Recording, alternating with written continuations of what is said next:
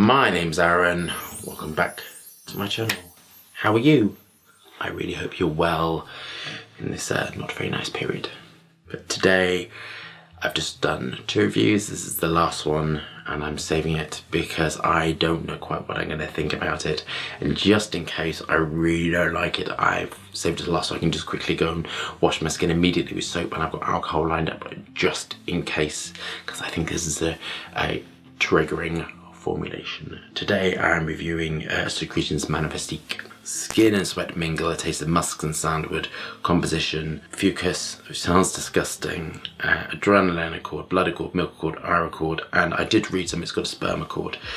Sandalwood, it was launched in 2006, and the spiel is like blood, sperm, sweat and saliva. This disturbing fragrance is an ode to the pinnacle of sexual pleasure. The extraordinary movement when desires triumph over reason, blah blah blah. Yes. Are we ready? Yes. Do we have our samples? Or do we not have our samples in this case? And you just really want to see me get triggered or engaged with the higher self, because I am certainly a bit freaked out. Let's get testing. So I know this is a bit of art, so I know this is real niche perfumery doing something completely different. I don't know quite where I'm gonna sit, but it's saying the height of sexual pleasure. And for me, my brand is very sort of quite a sexual range, quite dominant and long-lasting. And but for me, sex should be sort of imprinting. It should be a pleasurable thing. And I know about this fragrance. Obviously, everyone knows about this fragrance. It's very famous for that. Enough with the babbling. Let's get on with spraying. I'm probably going to regret too much, but.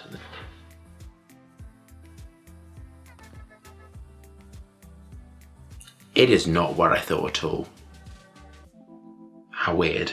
I expected it to be quite offensive, actually.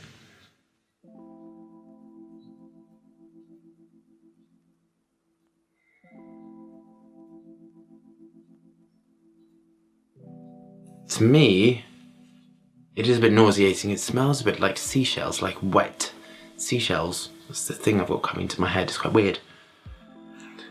This is quite nauseating, actually. It smells like fresh, wet dog. Like if I was to take Miss Verity, Nut and Rupert Van Pickles to the beach and they were to run around, seaweed, throwing it all over themselves and come back, and I hadn't washed them once a week, they would have that smell of wet dog mixed with ozone, mixed with seaweed. It is very dominant in iris. So there's the iris and the sort of the iron-only sort of chemicals are giving that sort of blood smell. So obviously in blood there is sort of a lot of minerals, and the sperm sort of humany sort of smell, milky sort of smell is coumarin mixed with some aroma chemicals. It has got sort of a slight spicy floral note twisting through it. It just smells of seaweed and salt and some moss in the base to give a sort of slightly damp smell. On to my final thoughts.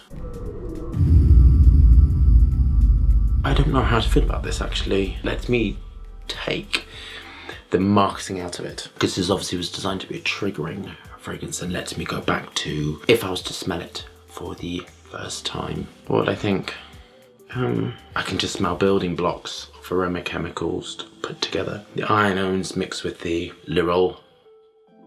It's an aquatic compound. I can't think off the top of my head. It begins with AQU, aquanil or something. I want to pronounce like a quaxil, which is a raw material that's used as a humectant in this dyslexic brain pushing all these words into my brain. I don't think it's bad. I don't think it's particularly triggering. I expected it to be particularly noxious and vomit inducing, but it's not. It sort of smells a bit like an air freshener, to be honest with you.